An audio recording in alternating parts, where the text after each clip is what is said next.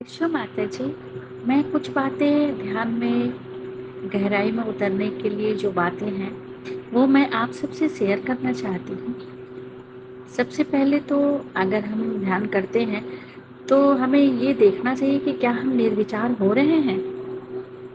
अगर हम विचार में ध्यान कर रहे हैं या चित्त का भटकना में हम ध्यान कर रहे हैं, चित्त का भटकाव ज़्यादा हो रहा है ध्यान के दौरान या शिव माता जी की अमृतवाणी सुनने के दौरान, तो इसके लिए कुछ ज़रूरी टिप्स हैं जो आपको निर्विचार रखेंगे।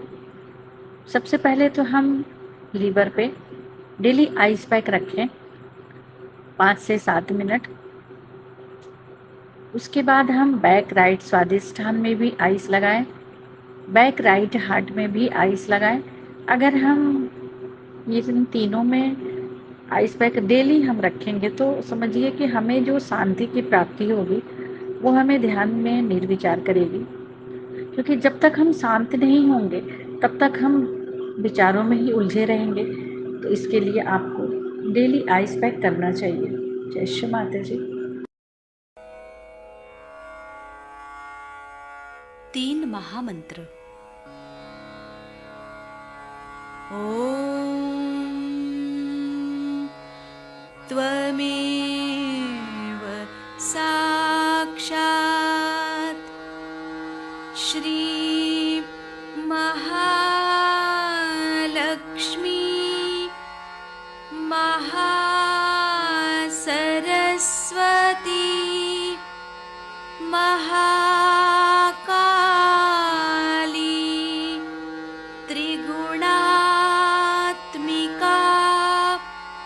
कुण्डलिनी साक्षात् श्री आदिशक्ति माताजी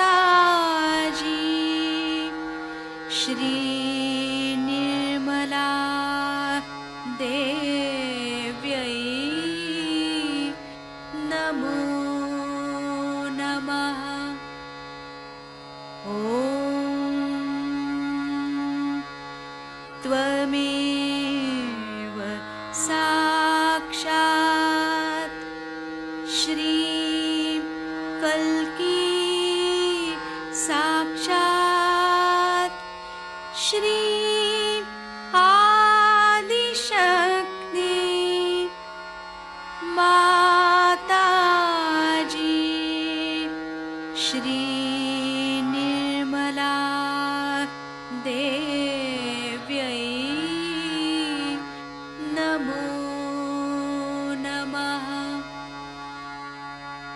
ॐ त्वमेव साक्षात् श्री कल्की साक्षात् श्री सहस्रार स्वामिनी मोक्षप्रदायिनी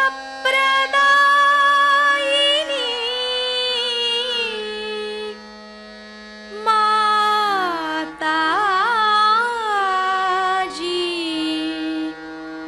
श्री निर्मला देव्यै नमो नमः। श्री गणेश मंत्र। ॐ त्वमेव साक्षात् श्री गणेश साक्षात् श्री आदिशक्ति माताजी श्री निर्मला देव्यै नमो नमः।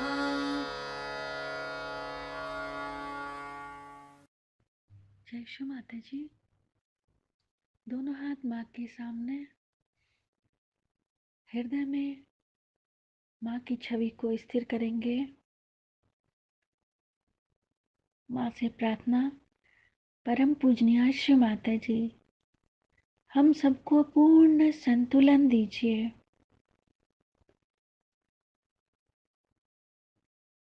श्री माता जी, हम सबको क्षमा कर दीजिए। हम सभी अज्ञानी हैं। हम सबकी अज्ञानता के कारण यदि आपके शान के खिलाफ जाने अनजाने में जो भी गलतियां होती हैं, हम सभी हृदय से क्षमा मांगते हैं। श्री माता जी, हमें क्षमा कर ध्यान में उतारिए।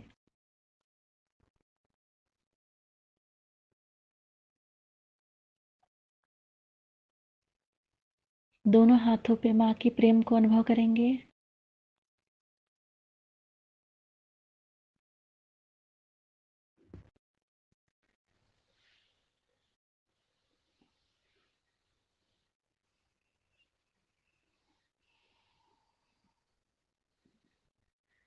अपना संपूर्ण चित्त अपने तीनों नाड़ियों पे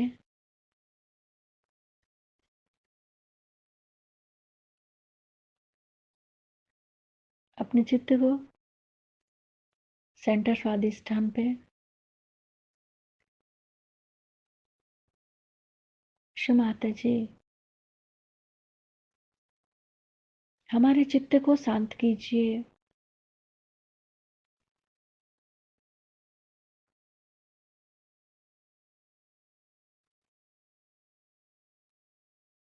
लेफ्ट नाभि को देखेंगे। माता जी आपकी परम कृपा में हम शांत हैं, संतुष्ट हैं और उदार भी हैं।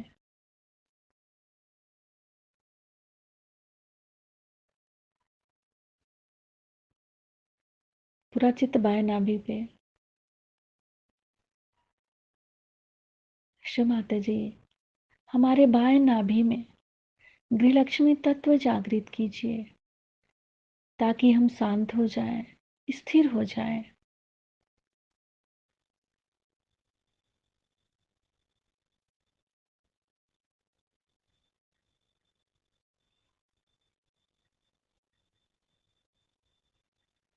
अपने पूरे चित्त को पूरे भाव सागर में क्लॉकवाइज। गुरुर्ब्रह्मा गुरुर्विष्णु गुरुर्देवो महेश्वरा गुरु साक्षात् परब्रह्म तस्मै श्रीमान निर्मलमा नमो नमः। संपूर्ण चित्त को पूरे भाव सागर में क्लॉकवाइज।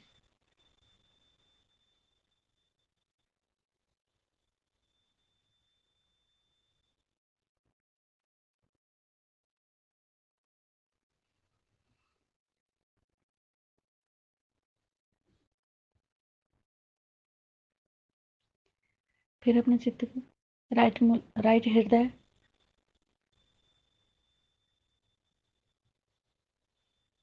शिव माता जी हमारे अंदर मर्यादा दीजिए।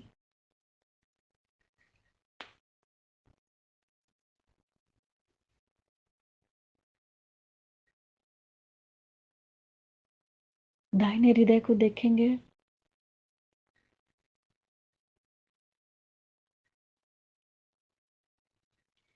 लेफ्ट विशुद्धि,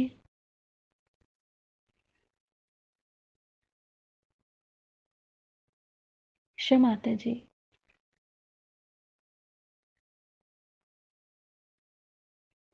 आप ही ने तो हमें आत्मा बनाया है, फिर मैं दोषी कैसे हो सकती हूँ।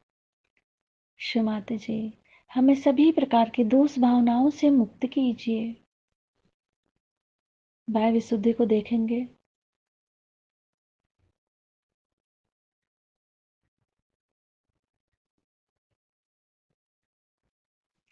फ्रंट आज्ञा,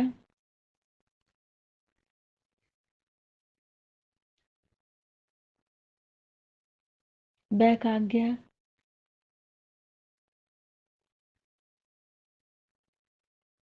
सिर का तालू भाग, सिर के तालू भाग पर माँ के श्री चरण कमलों को देखेंगे।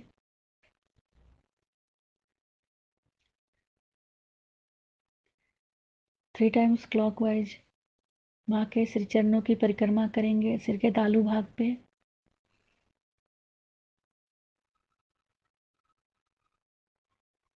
शिव माता जी हमें पूर्ण संतुलन दीजिए।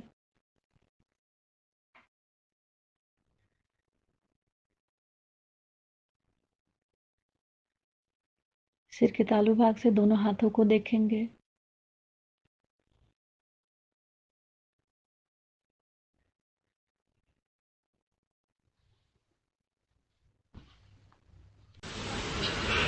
और सारे ही इनके शब्द व्यवस्थित, ऐसा लगता है कि निर्विचारिता में लिखे इन्होंने। इतने शुद्ध वर्णन, ये हम जरूर कहेंगे कि सबसे ज्यादा संस्कृत में और उसके बाद मराठी में ही आध्यात्म पे किताबें बढ़िया लिखी। न जाने बड़े गहराई से आध्यात्म पे काम किया गया। अब कोई कहे कि अंग्रेजी भाषा में भी इतना लिखा जाता है माँ, तो वहां क्या शारदा का कोई वो नहीं। अब यही सोचिए कि अंग्रेजी भाषा में आत्मा के लिए स्पिरिट शब्द है ना, शराब को भी स्पिरिट और भूत को भी स्पिरिट, ये कोई भाषा हो? ये शारदा देवी की कृपा से ऐसी भाषा है।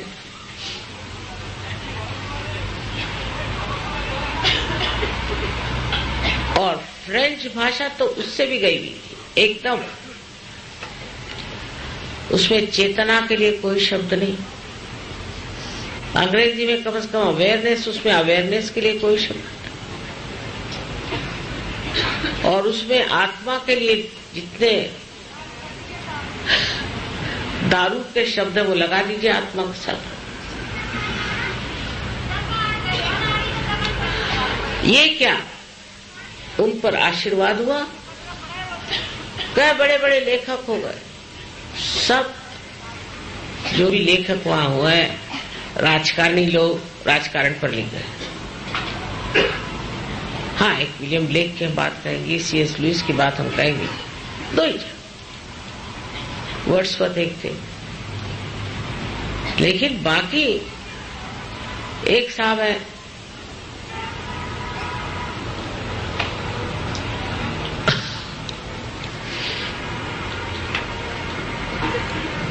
उन्होंने कविता लिखी, वहां रोने की कविता, जैसे अपने यहाँ गजलें होती वैसे रोने की कविता बहुत चलती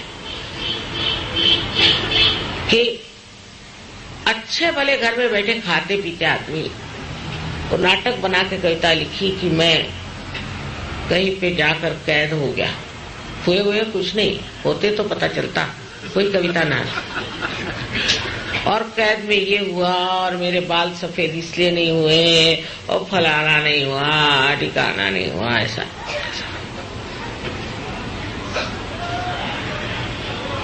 अरे भाई, ऐसा अगर तुम्हें तकलीफ हो रही थी तो तुम कहीं वहीं डूब जाते, अच्छा रहता। ये ऐसे रोने वाली कविता, जो कविता उठाओ वो रोने वाली, और अच्छे वाले बैठे हैं, मतलब उनको कोई तकलीफ होने पर लिखो तो भी समझ में आता। अच्छे वाले बैठे हैं, खूब पैसा कमा रहे हैं, सबको रुला रहे हैं और आप पैसा खा रहे हैं, और लोगों को भी रोना बड़ा अच्छा लगता है। हमारी एक मुसलमान पहचान तो कहले, माता जी ये गजल लोग क्यों गाते? मैंने कहा उन्हीं से पूछो जो गाते, मुझे तो पसंद नहीं। कहने लगे कि जितने लोग गजल पसंद करते हैं वो अपनी बीवी से प्यार नहीं करते, वो कुछ और ही से प्यार करते हैं। मैंने कहा आपने कैसे जाना? मैंने देखा है ये बात, और रोते रहते। अरे अपनी बीवी है, क्यों रो रहे हैं? ये बीवी बैठी जिंदा, उसी के साथ रहो, आराम से मजा उठाओ। अब तीसरे के लिए रो रहे, तू नहीं मिला और तेरी छाया नहीं मिली।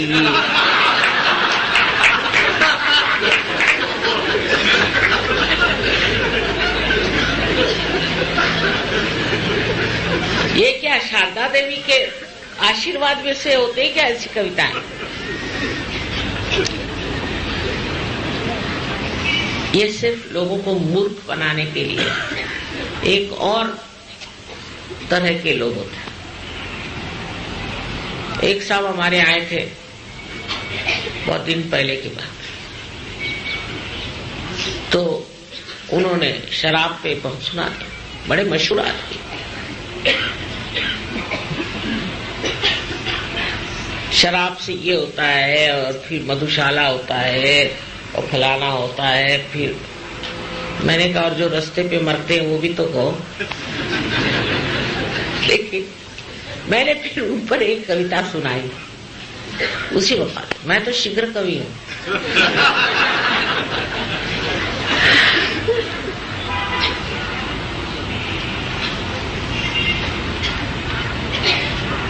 मैंने कहा क्यों न प्याला झूमता है पी वही मदहोश हाला।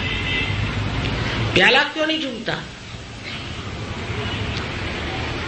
वो क्यों नहीं झूमता, और तुम क्यों झूमते हो? तुम तो प्याले से भी कमजोर।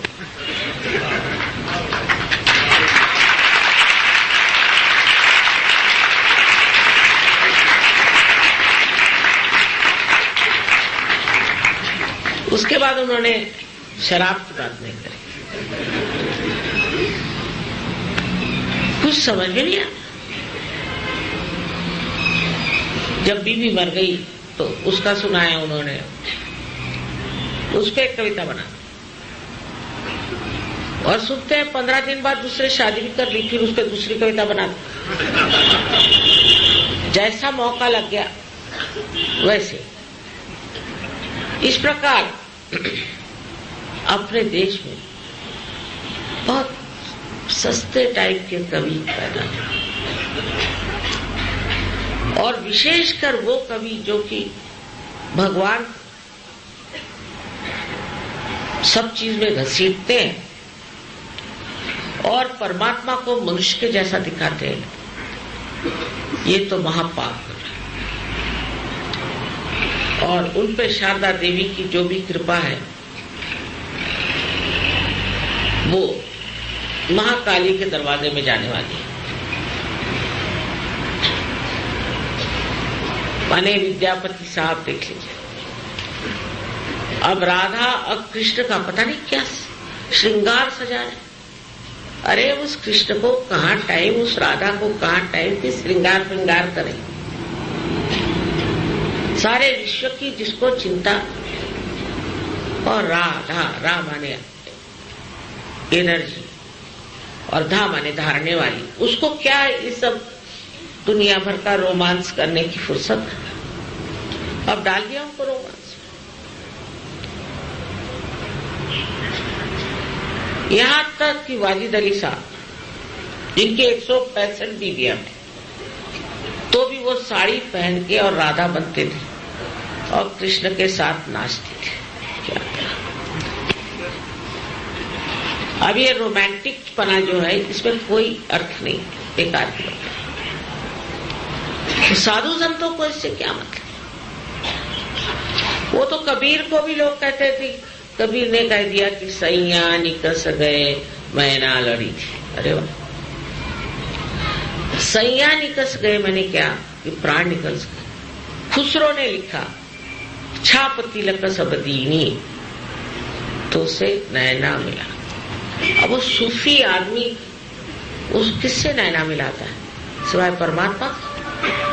छाप माने मुसलमानों की पहचान, और तिलक माने हिंदुओं की। सब मैंने छोड़ दिया उससे जब मैंने आंखें।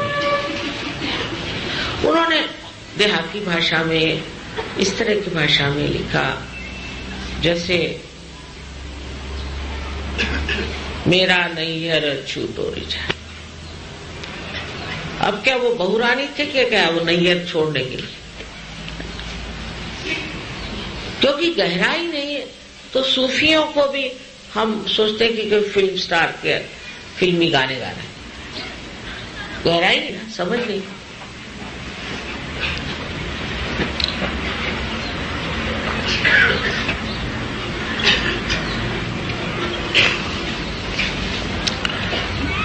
तो शारदा जी भी जो है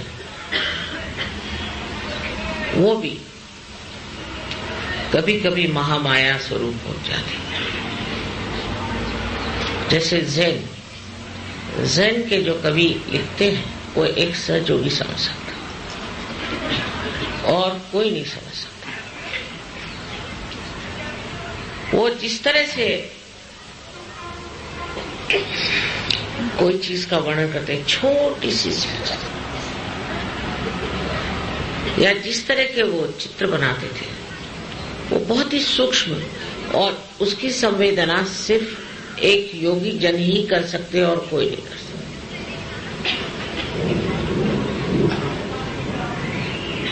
अब कव्वाली में लोग मुजरा गाते हैं और मुजरे में कव्वाली। ये कोई शारदा देवी का आशीर्वाद है किसी भी तरह से। ऐसे मिक्सचर्स करना। संगीत में भी शुद्धता होनी चाहिए। अब संगीत में भी देखते हैं कि उसमें जापानी भी ले आते हैं और अंग्रेजी भी ले आते हैं और सब ले आते हैं, क्योंकि शुद्ध संगीत गाना नहीं आता तो और मिला मिला के मिलावट करते चलो।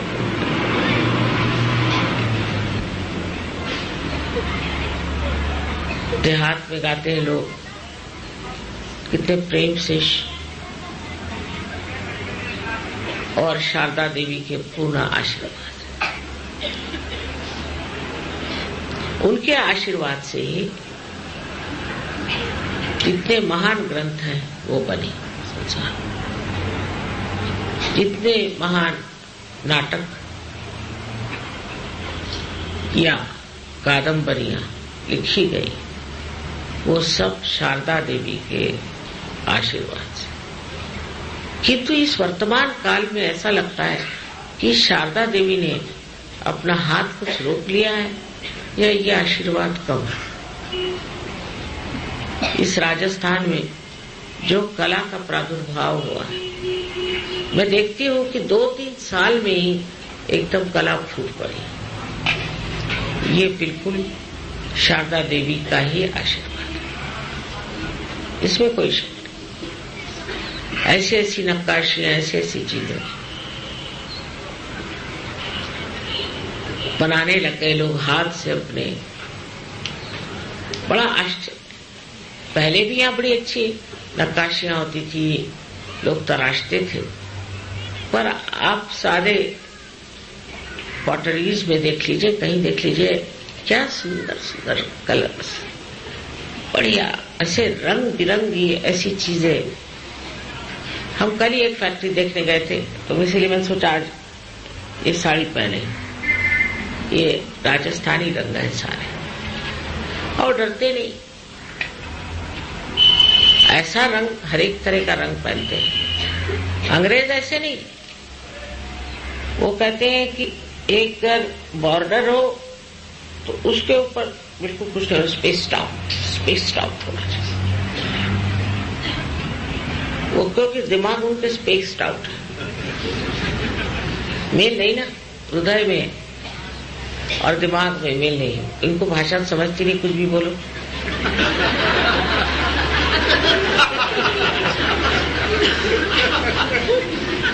अब जब हृदय और दिमाग एक होगा तब लोग समझेंगे ये चीज क्या है, कि जिसे अंग्रेजी में एक्सूबरेंस कहते हैं। हमारे खुशी के जो आनंद समाया ये रंग बन के जब फैल जाता है, ये अपने ही देश में होली हो सकती है और किसी देश में। रंगों के जो हमारे यहाँ खेल होता है, रंगों के साथ जो हमारे यहाँ साड़ियां बनती हैं, कपड़े बनते हैं, लहंगे बनते हैं, ये सब उनके देश में कहा। वहां तो ग्रे कपड़े पहन के चलो, अब ग्रे से बढ़ गए तो काले, ऐसे भूत के जैसी शक्लें और ऊपर से काले कपड़े पहन के घूमते। एक से उतरे तो दूसरे, उनकी कोई हिम्मत है सिर्फ एक भी साड़ी बना के दिखा दे तो हम फिर से अंग्रेजों को मान लेंगे। एक रंग बिरंगे हर तरह औरतों के ड्रेस होते हैं इस राजस्थान में, तो क्या कहें ना, सुंदर शारदा देवी ने यहाँ इन लोगों को बसाया। बस एक बात जरूर कहूंगी कि यहाँ सफाई का ख्याल करो। औरतें बहुत साफ है, घर वगैरह साफ रखती हैं, पर बाहर बहुत करती है। आदमी लोगों को कोई मतलब ही नहीं है हमारे यहाँ बाहर से, सब कूड़ा बाहर बिकता है। और प्रदेश में बाहर साफ है क्योंकि आदमी लोग खुद साफ करते हैं। यहाँ आदमी लोग हाथ में झाड़ू लेकर साफ करेंगे, अरे बाप रे, उनके तो सर का ताज उतर जाएगा।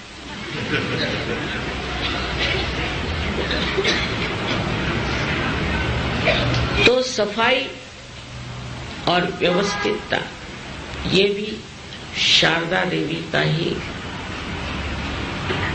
आशीर्वाद है। औरतें तो अपना घर वगैरह बहुत सुंदर साफ सजा के रखते हैं, किचन सजा के रखते हैं, देखते हैं। पर आंगन से बाहर हुए कि आदमियों के सब वहां मुझे सर नजर आते हैं।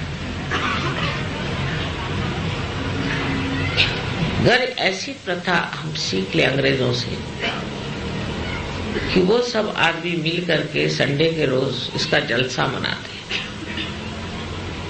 सब लोग आपस में बाहर निकल करके और सब मिल के जलसा करते हैं, चलो सफाई करेंगे, गार्डन ठीक करेंगे, ये करेंगे, वो करेंगे।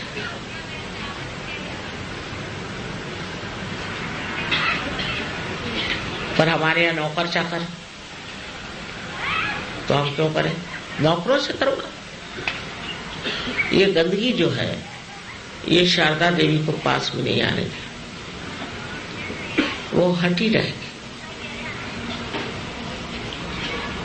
बहुत जरूरी है कि सफाई करनी चाहिए और सफाई भी सुचारू रूप से आर्टिस्टिक होनी चाहिए। यहाँ तो बहुत ही कला का प्राधिक और ये कोई सोच भी नहीं सकता, ऐसी चीज और कहीं बन ही नहीं सकती जो आपने बना कर रखी, असंभव। लेकिन है, कला है, आपके पास सब कुछ है, पर इस मंडप तक, पूजा तक और उसके बाद तो सीमा में आप बांध नहीं सकते शारदा देवी को। वो असीम और उनकी कृपा असीम तक चलती। आप कहें कि बस हम तो शारदा देवी की पुजारी हैं, हमारे घर तक, तो ऐसी बात है। वैसे बहुत ही कलापूर्ण यहाँ के घर, बहुत सुंदर। इतने सुंदर घर आपको मेरे ख्याल से हिंदुस्तान में कहीं नहीं मिले। उसका कारण है कि यहाँ की पृथ्वी से ये बढ़िया पत्थर निकले, बढ़िया एक से एक, और उसको आपने इस्तेमाल किया। और पत्थर हैं, इसके अलावा और भी यहाँ बड़ी कलात्मक चीजें, इतनी कलात्मक चीजें इस धरती ने आपको दी। ये भी शारदा जी की कृपा से कि आपके अंदर ये शक्ति आई कि इन पत्थरों को आप तराशें और उसका कुछ उपयोग करें।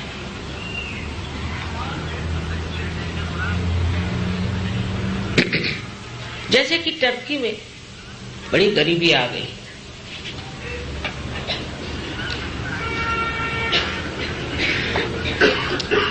और बड़े कलात्मक लोग, कुछ मेरी अकल में नहीं आया कि इतने कलात्मक लोग हैं और इनमें इतनी गरीबी क्यों आ गई, आखिर क्या बात?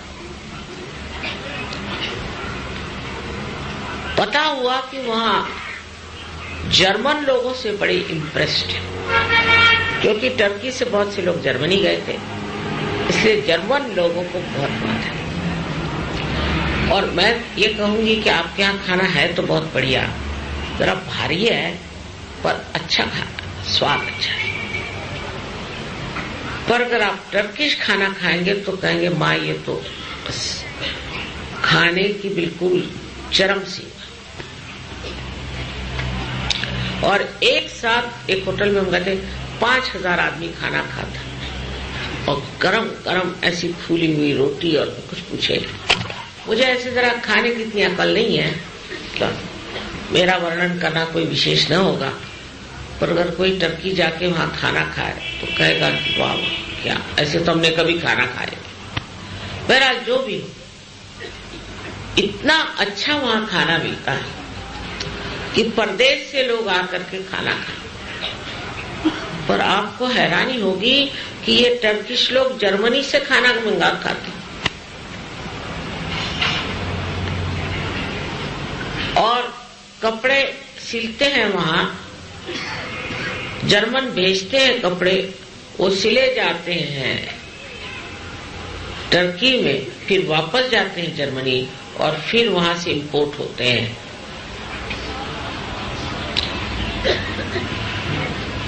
वो अपने यहाँ भी है काफी ये बीमारी कि इम्पोर्टेड चीज, ये हमने इम्पोर्टेड लाए, इम्पोर्ट करने से जैसा इस देश में कुछ भी नहीं है, एकदम रद्दी लोग। क्या बनाते हैं वहां? अच्छा,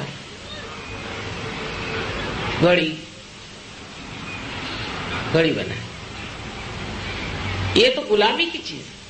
बेकार अपने देश में जो चीजें बनती हैं उसका क्या कहें। उनके यहाँ जो पॉटरी बनती है टर्की में, आपको दुनिया में ऐसी पॉटरी मिले, चाइना से भी बेटर। लेकिन उनके रोजनथाल के डिनर सेट में खाना खाते हैं। तो आप गरीब नहीं होंगे तो क्या होंगे? और कल हम लोग बड़े गरीब हो गए, कहा और जाओ अब जर्मनी में जाके भीख मांगो, वो भी अच्छा रहेगा। तो शारदा देवी की जिस देश पे इतनी कृपा है, उनको क्या जरूरत है परदेसी चीजों को इस्तेमाल करने की?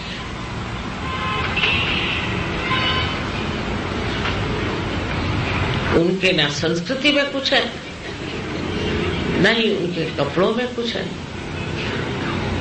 और नहीं उनके खाने पीने में कुछ है।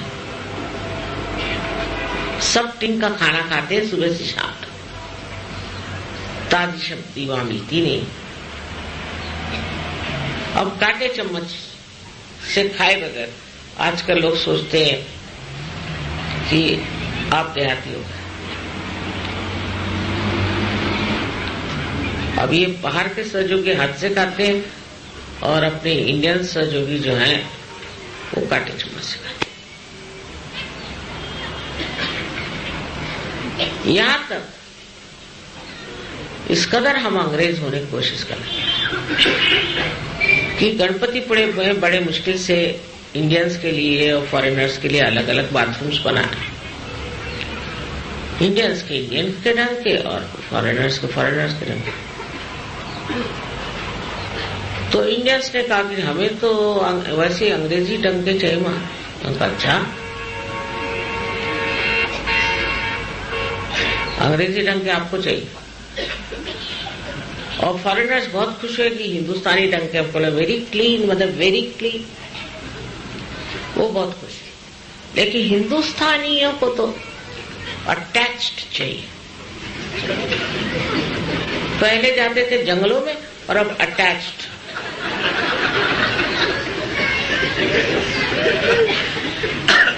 इतनी अंग्रेजियत हमारे अंदर आ गई। मेरा उसमें भी हर्ज नहीं। तो बेचारे वहां के लीडर साहब आए, मां मैं क्या करूं, मैंने तो अंग्रेजों के लिए बनाया, उनको वो पसंद नहीं, और हिंदुस्तानी के बने उनको पसंद। मैंने कहा अंग्रेजों की जगह हिंदुस्तानियों को रख दो और हिंदुस्तानी की जगह अंग्रेजों को। सोल्यूशन तो निकल आया, लेकिन मेरे दिमाग में ये बात आई कि ये अच्छी बात है।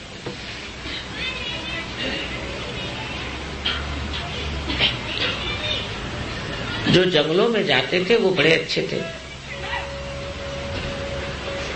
ये ऐदीपना का लक्ष्य है। हाँ, बुढ़े लोगों मेरे समझ में आए, लेकिन जवान लोगों को ऐदीपना की कहां से बात चढ़ती? क्योंकि वो विदेशी चीज है, इसलिए बहुत ज्यादा स्मार्ट। कम से कम औरतों में थोड़ी अकल आ गई। पहले मैं नायलॉन की साड़ियां हमारे घर वालों के लिए लाती थी तो बहुत खुश होती थी। उन्होंने कहा माँ हम तो अपनी हाथ की साड़ियां पहने, या हमें नहीं पसंद। अब वहां कोई सिल्क की साड़ियां मिलती, वहां तो नायलॉन की मिलती। अगर वहां से साड़ियां लानी तो नायलॉन की लाई, बतलाओ साड़ियां हमको नहीं चाहिए। तो मेरे घर वाले, लेकिन बाकी लोगों में ऐसा नहीं। एक देवी से हमने कहा भाई वहां तो नायलॉन क्यों नहीं, मैं तो शिफॉन पहनती हूँ, सिर्फ शिफॉन। ये मोटी हैं और मैं शिफॉन पहनती हूँ। मैंने कितने गज लगते हैं आप?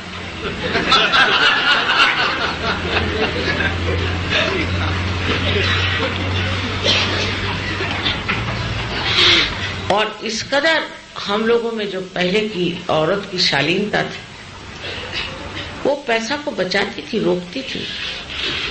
और आज औरतों का हाल ये है कि वो आदमियों से भी ज्यादा खर्च करती।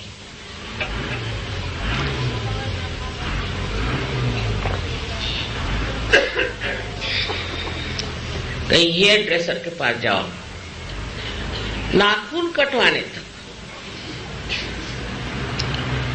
पता नहीं क्या क्या। अमेरिका में एक आर्टिकल निकला था बहुत अच्छा कि आजकल इसलिए डिवोर्स हो रहे हैं क्योंकि हेयर ड्रेसर आ गए। कुछ मुझे संबंध समझ में नहीं आया। कल ऐसे आदमी किसी एक औरत पर गर्व फिदा हो जाए तो वो उनके हेयर ड्रेस पे होते। अब दूसरे दिन का हेयर ड्रेस बदल गया तो इसका भी मन हट गया। अब रोज ही आप अगर हेयर ड्रेस बदलते फिरे तो उतने वो आप पति करिए, उतने आप पत्नियां करिए, तो कोई आश्चर्य की बात है।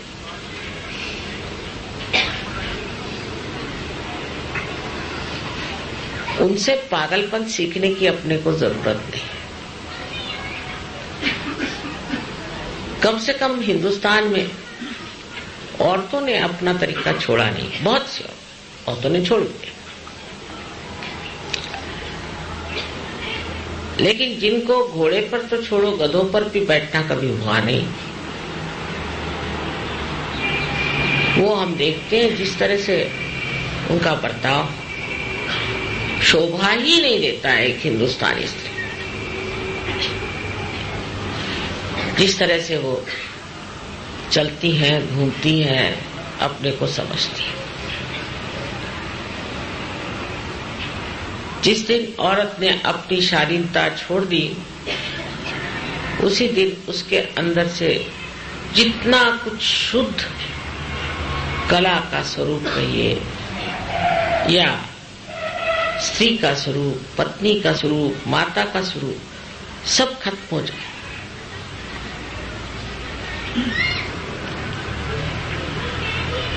ये शारदा देवी की कृपा में रहने वाले सब लोगों को पता होना चाहिए।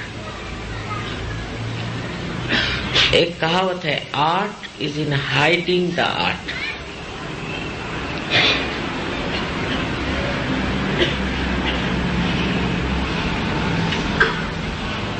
कि आप जो भी कुछ करते हैं उसमें दिखावे की जरूरत नहीं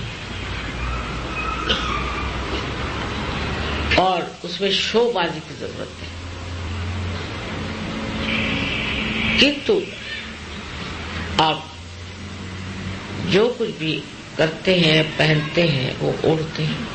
अगर आपको शारदा देवी की पूर्ण मेहरबानी चाहिए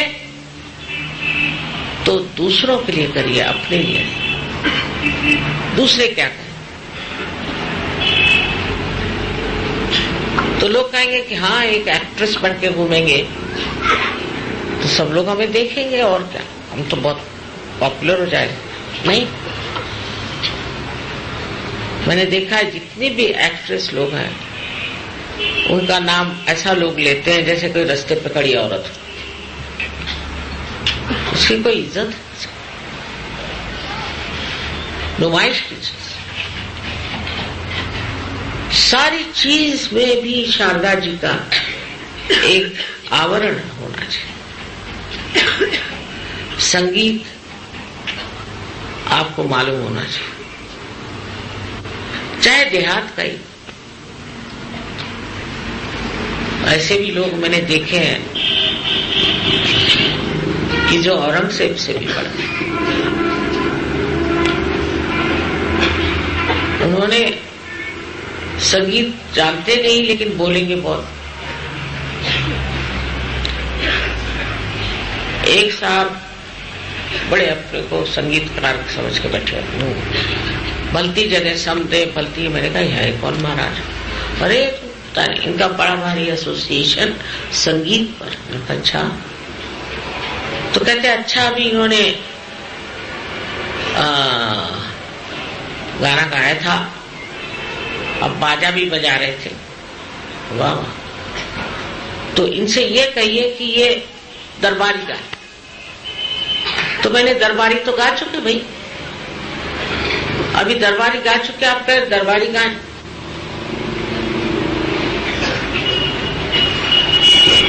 तो फिर कन्नड़ा गाएं, दरबारी कन्नड़ा एक रात।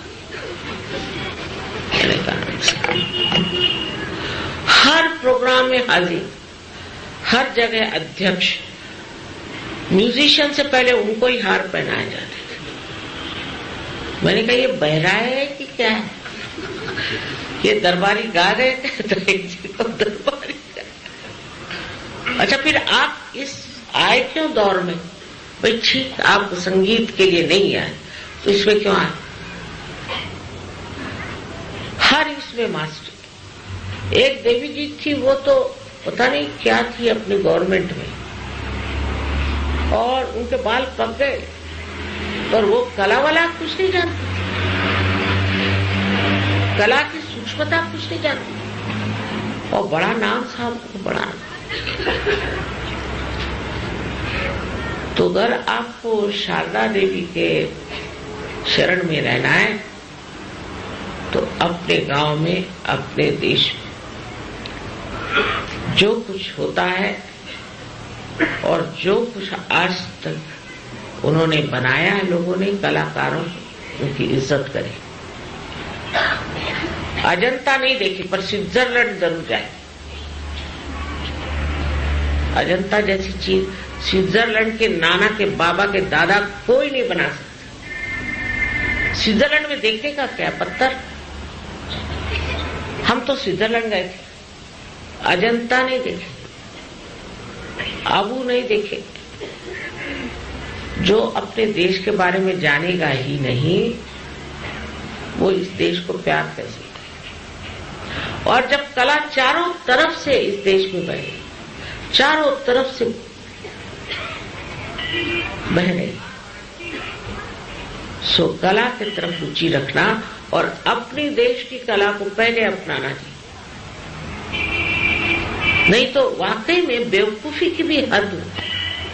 एक साहब ने मुझे स्पेशल बुलाया, बहुत दिन पहले बात है, 20 साल हो गए, अमेरिका से आए। आप माता जी जरूर आए, उनकी बहन हमारे सहयोगी थी। आप एयरपोर्ट से जाने से पहले मैं आपको एक चीज दिखाना चाहता हूं। अमेरिका से लाए। मैंने कहा पता नहीं क्या लाए। मैं वहां गई तो देखती क्या, वो एक पंप लेके आया और एक बलून में भरने लग गया। कहीं क्या दिखा रहे हैं? उसका सोफा बन गया। चले देखिए,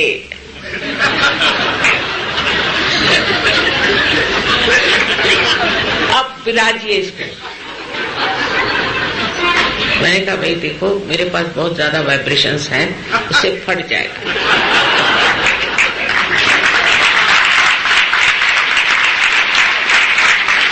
मेरे लिए कोई तखत बिछा दो तो उस पर मैं बैठ जाऊंगी भैया, मेरे बस का नहीं तो मैं जमीन पे बैठती हूँ। मैं अपनी देसी हिंदुस्तानी मोटी औरत हूँ, मेरे बस का नहीं। अरे कहले आपको कोई इंप्रेशन ही नहीं पड़ा। मैंने कहा इंप्रेशन अभी पड़ा है, पर जब इस पे से मैं गिरूंगी तो डिप्रेशन हो जाएगा। तरमाने बैठे, कहा कला क्या चले। सो इस भारतवर्ष की जो देवी की कृपा है, उसे आप अपने नजरों से देखिए, उसको समझिए, उसका आनंद उठाए। फिर नाट्य कला है। बंगाल में और महाराष्ट्र में नाट्य कला बहुत ऊंची है। लोग सिनेमा नहीं जाते, नाटक में जाते। महाराष्ट्रीय नृत्य आप लोगों जैसे रईस नहीं है, पर 5 रुपए का टिकट हो चाहे 7 रुपए का हो, वो जा करके नाटक देखते,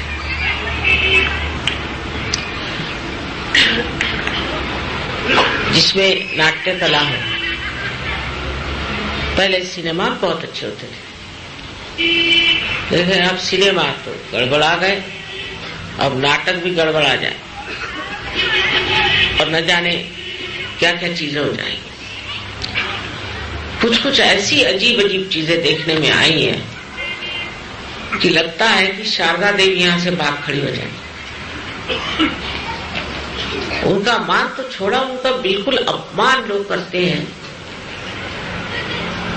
इतनी विचित्र चीजें मैंने स्टेज पर इंडिया में देखी कि मुझे आश्चर्य लगता है कि अभी तक चल कैसे रहे।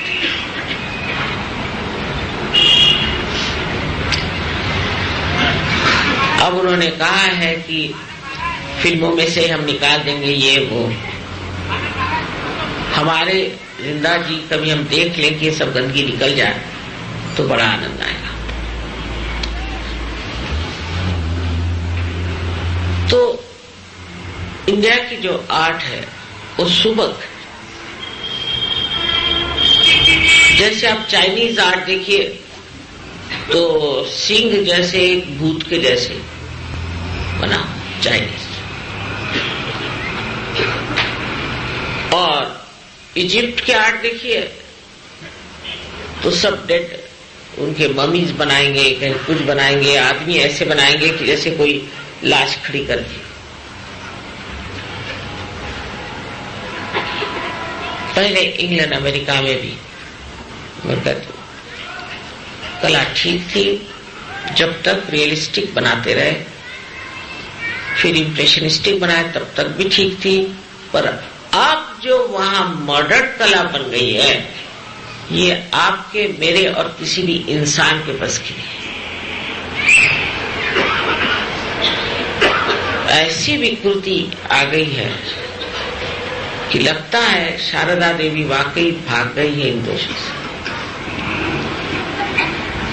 और जितनी गंदी और जितनी उल्टी सीधी और जितनी अधर्मी पिक्चर बनेगी उतना ही उसका दाम लगेगा। सिनेमा में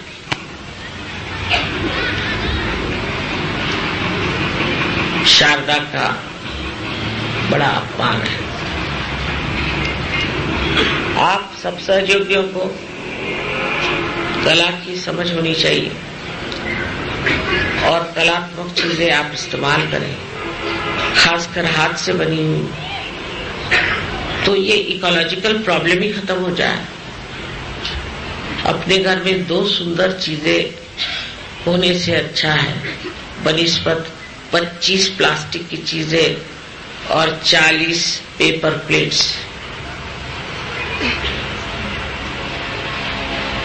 ये अपने भारत की संस्कृति जिसके रोम रोम में शारदा का प्रकाश।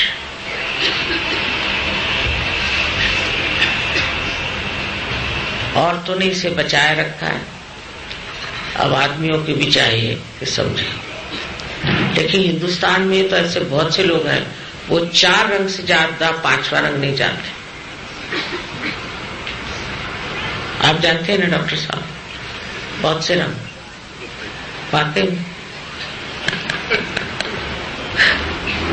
नहीं तो डॉक्टर लोग नहीं जानते। मैं तो डॉक्टरों के साथ रही हूं, डॉक्टरों के साथ पढ़ी हूं, तो सोचती थी कि इनको कला कभी नहीं आएगी समझ में, लेकिन जानते हैं तो बहुत बड़ी बात है।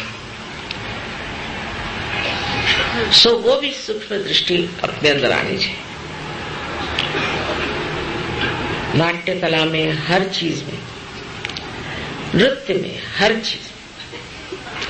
अब ये नहीं कि आदमी औरतों जैसे नाचे, ये नहीं, लेकिन आदमी आदमियों जैसे होगा, औरतें औरतों जैसे, उसके शुद्ध स्वरूप में जब उतरे तो तब शारदा जी की तो कृपा है ही। संगीत में, नृत्य में, हर जगह। हमने बहुत बार देखा है कि लोग जब हमारे सामने बजाते हैं तो बड़े जल्दी उनका नाम बढ़ जाता है, बहुत नाम होता है, बहुत अच्छा बजाने लगता है। शारदा जी की कृपा हो गई उनके ऊपर। लेकिन आपको सुन के आश्चर्य होगा कि हमारे देश का जो संगीत और नृत्य है, ऐसा कहीं भी दुनिया में नहीं है, कहीं भी।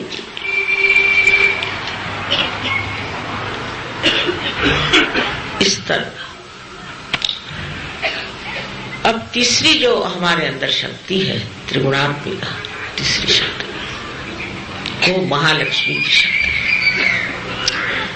अब लक्ष्मी जी की पूजा तो अभी करके आए टर्की में, वहां गरीबी आ गई इसलिए, पर जब तक वो जर्मनी से सामान मंगाना बंद नहीं करेंगे तब तक उनकी गरीबी नहीं जाने वाली। कल हमको उसी का टेस्ट हो गया। मैंने कहा वाह भाई, अब भूखे मरोगे तो क्या होगा। तो वहां मैंने सोचा लक्ष्मी जी की पूजा हो जाए, तो वहां हो गए, दिवाली वहीं हुई। अब महालक्ष्मी की जो पूजा है, ये सिर्फ साधकों के लिए। जब लक्ष्मी जी का पूरी तरह से उपभोग ले लिया और बहुत हो गई लक्ष्मी, जैसे बुद्ध को हुआ था, महावीर को हुआ, तो उपरति आ गई। और उपरति आने के बाद में वो परमात्मा को खोजने निकले। ये जो खोजने की शक्ति है, ये महालक्ष्मी शक्ति है।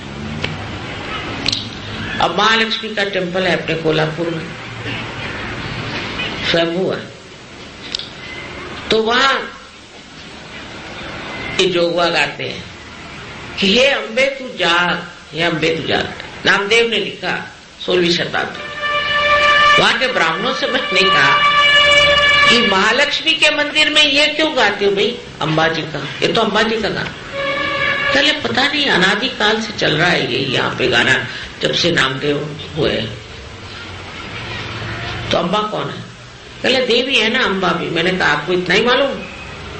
मैंने कहा कि आपको तो मैं नहीं समझा पाऊंगा, ये बड़ी मुश्किल है। फिर महालक्ष्मी के मंदिर में ही अम्बा जाती, वो कैसे? मध्य मार्ग जो अपना है वो है महालक्ष्मी का। उस मार्ग में आपकी सारी खोज लेफ्ट की, राइट की, बुद्धि की सब खत्म हो जाती है।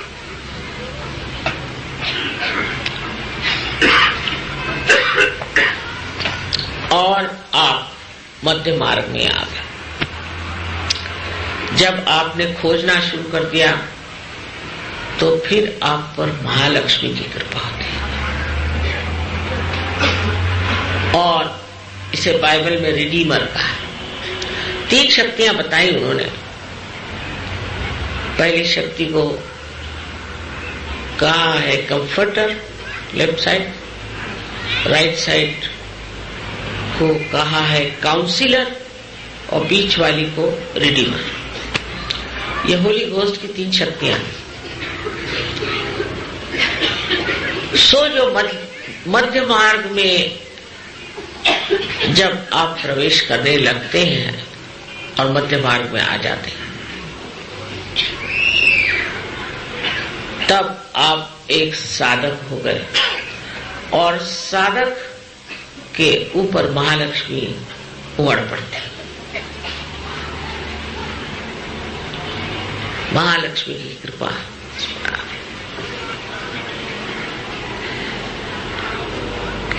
महालक्ष्मी की शक्ति में चढ़ना बहुत मुश्किल है, क्योंकि कभी मन लेफ्ट को जाता है, कभी राइट को जाता है, कभी लेफ्ट को जाता है, कभी राइट को जाता है। एकमात्र कुंडलिनी के जागरण से ही मध्य मार्ग आप नाप सकते। पहले तो वो एक सोपान ब्रिज बनाते हैं वर्ल्ड पर, और उससे गुजर करके एक कुंडलिनी शक्ति मध्य मार्ग से ब्रह्मरंध्र को छेदती हुई इस ब्रह्मांड में एकाकारिता प्राप्त है।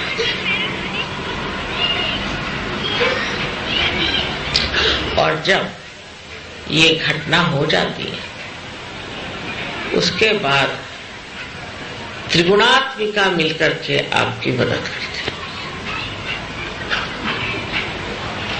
आज्ञा चक्र को छेद कर जब आप सहस्त्रार में आते हैं तो यहाँ आदिशक्ति का स्वरूप महामाया स्वरूप है। सहस्त्रारे महामाया, सहस्त्रारे महामाया। जब सहस्त्रार को तोड़ने का काम है तो वह महामाया से, और वो स्वरूप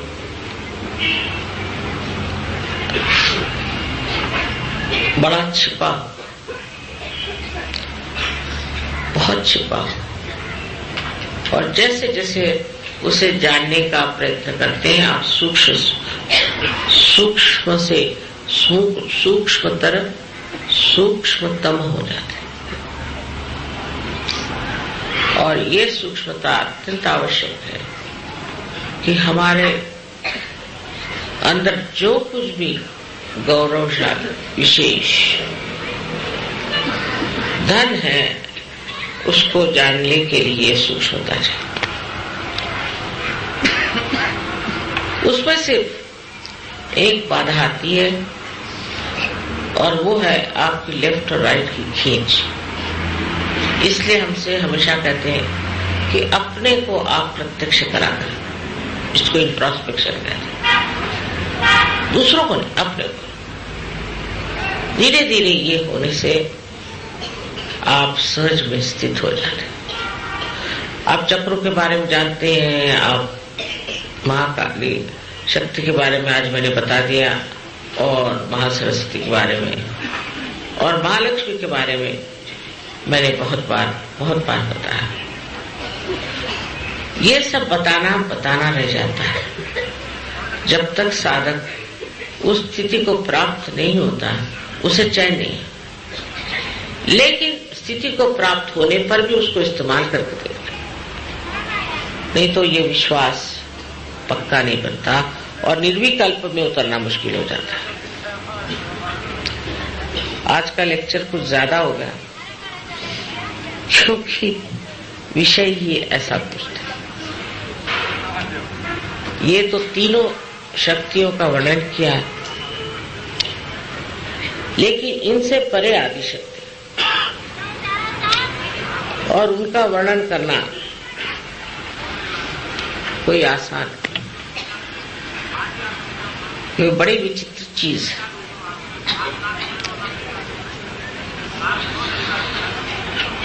उनका वर्णन करना तो कठिन काम। आप ही लोग उनका वर्णन कर सकते हैं, मैं तो नहीं। ये आप पे छोड़ देंगे। सबको मेरा अनंत आशीर्वाद।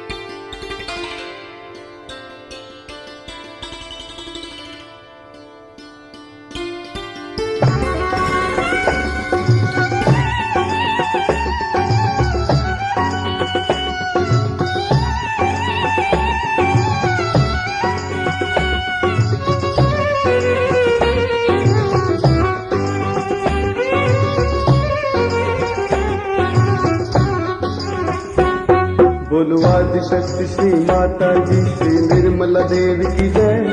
बोलवादि शक्ति श्री माता जी श्री निर्मला देवी की जय। महालक्ष्मी महासरस्वती महाकाली की जय। बोलवादि शक्ति श्री माता जी श्री निर्मला देवी की जय। महालक्ष्मी महासरस्वती महाकाली की जय। महालक्ष्मी की जय, महासरस्वती की जय, महाकाली की जय। बोलवादि शक्ति श्री माता जी श्री निर्मला देवी की जय। महालक्ष्मी महासरस्वती महाकाली की जय।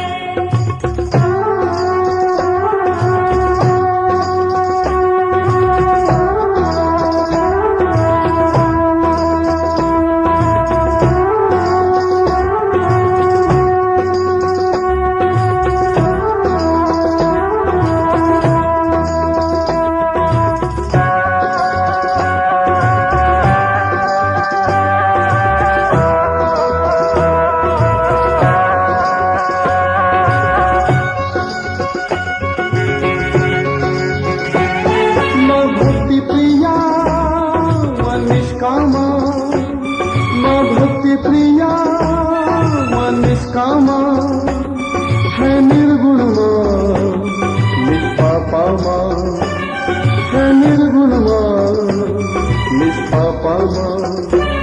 सारा ब्रह्मांड है जिसने रचा निर्मल की जय। सारा ब्रह्मांड है जिसने रचा निर्मल की जय। महालक्ष्मी महासरस्वती महाकाली की जय। बोलवादि शक्ति श्री माता जी श्री निर्मला देवी की जय। महालक्ष्मी महासरस्वती महाकाली की जय।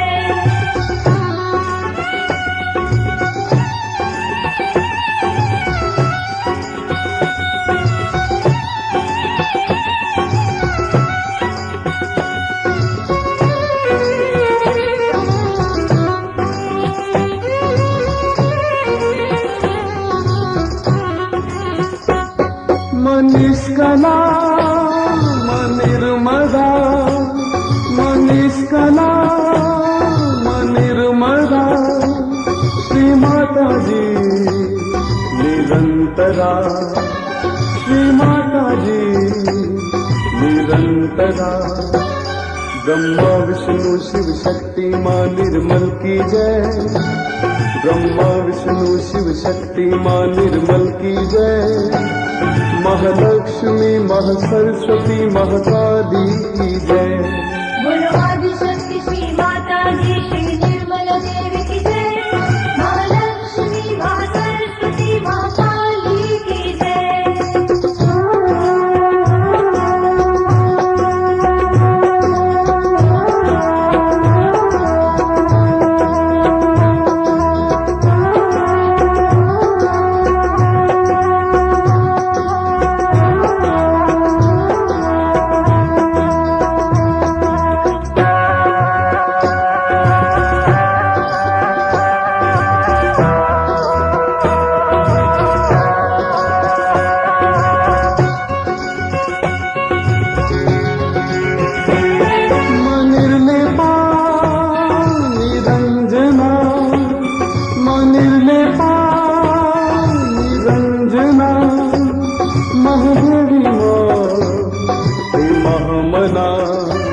महादेवी मां हे महामना। सुख करता मां दुख हरता मां कलकी की जय। सुख करता मां दुख हरता मां कलकी की जय। महालक्ष्मी महासरस्वती महाकाली की जय। बोलवादि शक्ति श्री माता जी श्री निर्मला देवी की जय। महालक्ष्मी महासरस्वती महाकाली की जय।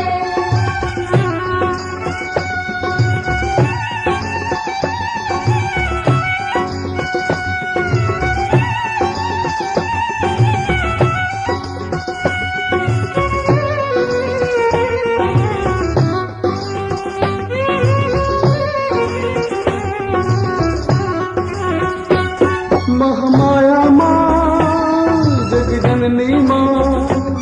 महामाया मां जग जननी मां।